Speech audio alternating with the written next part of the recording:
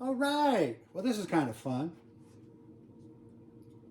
Here's a mobile I made many years ago. So why did I make this? Is for different reasons, but how I'm going to use it today is that this is often a metaphor that's used to describe family systems and addictive disease. In a previous video, we talked about the rules that exist in the home. Something else that can be helpful to know are the roles that exist in the home. So the first thing is mobile. It has a certain weight to it. It has a certain stability to it because of placement of things. And it is a system. The dysfunctional family system, and we'll use these sticks here to represent the addictive disease, has people being in certain roles. So in this case, let's use the big one over here. That's a person with addictive disease. One of the roles that will happen, the stabilizing force over here, represents what's called the hero child. The hero child is the child that thinks if they're, super in school and in athletics or on the debate team or they're doing cooking for the family, it's not unusual for that child, the hero child, to do parenting, to be the source of emotional availability for the other parents, often the oldest child. But they have this role, and in their point of view, if they could get everything just right, then the family would be okay. This is probably the person who's most prone to perfectionism. The idea that if they're perfect, that if they can get it all right, then everything is going to be okay. And that is something that can haunt them their whole life. This seeking perfectionism is a way of giving permission to themselves to say, everything is going to be all right. So that's the hero child. The fixer, the one who's there at family events trying to work everything out. Shh. Let's not upset everyone. Let's just get her done. A lot of pressure, man. A lot of pressure on that hero child. Then you'll see that there's often a child who the bony finger of judgment is being pointed at. That is the scapegoat. So how the scapegoat serves this system is, remember, we don't have that, we have the don't talk rule in place. So we can't say the truth. Oh my God, we have addictive disease here. But yet the family's in turmoil. The family's in pain. So the family needs a way to unconsciously create a narrative for itself. Why are things all wrong here? And often we're pointing at the scapegoat, at that child.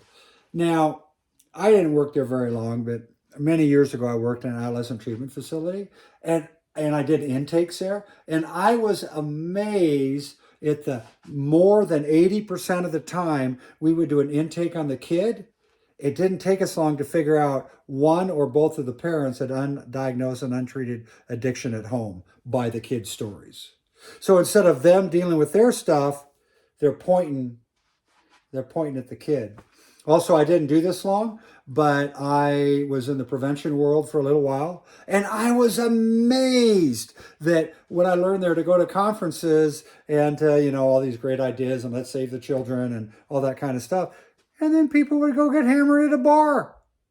It's like, excuse me? So somehow it served people to say, let's protect children from drugs, while they themselves, at least in many of the cases I saw, appeared to have some significant problems. So the scapegoat serves that purpose. There's another role. We'll do this one. We'll call it this one, the mascot of the family. Now, the mascot of the family, they provide relief to the family. They provide comic relief. They give a distraction to the family away from its problem. They're the cute one. They're the charming one. They're the funny one. And again, important role for the family in terms of being inauthentic. Let's not talk about what's real, but let's have this relief valve go off. And then there's another one in which we have the lost child. We'll put them, see their clear at the bottom there? Oh my God. So the lost child, they're often the depressed one, the quiet one, the imaginary friends one. They don't take much space. So that's one of the functions of the lost child, is to not put many demands on the family. They can say, well, he's fine. He's okay. Because it just doesn't take much to tend to that child because they're kind of invisible to the family. Okay, so we have the addict, we have addictive disease. I'm going to change this. We're going to make this addictive disease. We're going to make this a codependent. Yeah, let's do that. So codependency, yeah, I like that better because now everyone's revolving around addictive disease and the person involved in that. That's what all my little sticks are for. And this is the codependent. The codependent is fiercely loyal. They usually were one of these kids who grew up to find someone they could marry just like they came from. That's mommy or daddy right there. And their job is to enable. Their job is to find a way to fix this person. They feel great pressure to make everything okay.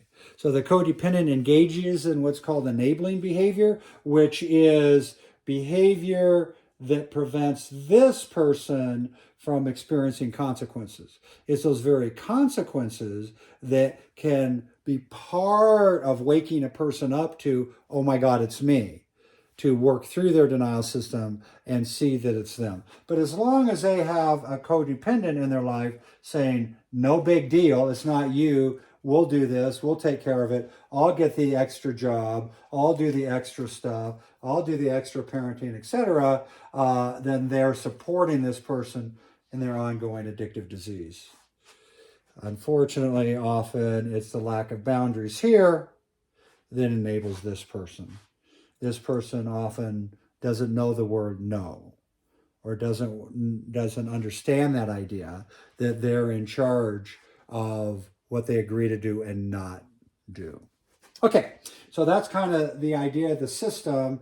And then let's say we disrupt the system, it changes everything. If we all of a sudden, take some people out of the system, it changes it.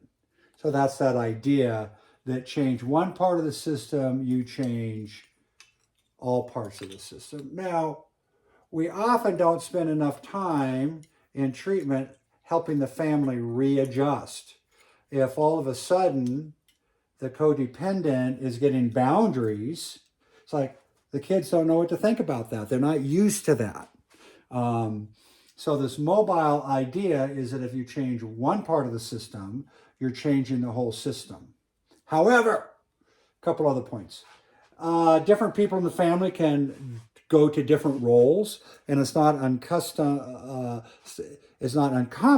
that as the family gets older, certain people just leave the family, and then the family will reconstitute itself. Someone who was a mascot might become a scapegoat, might even become a hero child. So that's not unusual for a person to have been in different roles.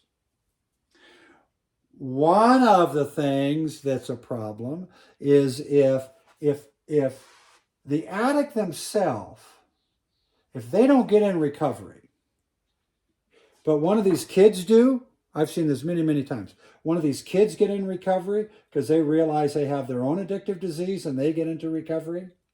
That really creates a problem here for this whole system. It's not unusual for the system then to scapegoat that kid. So that kid, probably an adult, who's now in recovery is threatening this whole system. So there are many people, as they enter into recovery, they are alienated from the rest of the family because the rest of the family is trying to maintain the old system of codependency, denial, and addiction. And it's hard for this new recovery to fit in there because it challenges the system. So many people who do get in recovery will report it's very difficult for them to interact with their family members because they as they have found their own personal solution that has created a problem for the family. So kind of understanding these roles can be helpful, and these are roles that can get into our unconscious, and they can continue throughout life, right? In these, and all you got to do is go home for Christmas and for Thanksgiving or for whatever the holiday is, and you'll often see a regression to what these earlier roles were. So helping people understand these roles, helping folks potentially resolve these roles is often part of the path to recovery. Boom.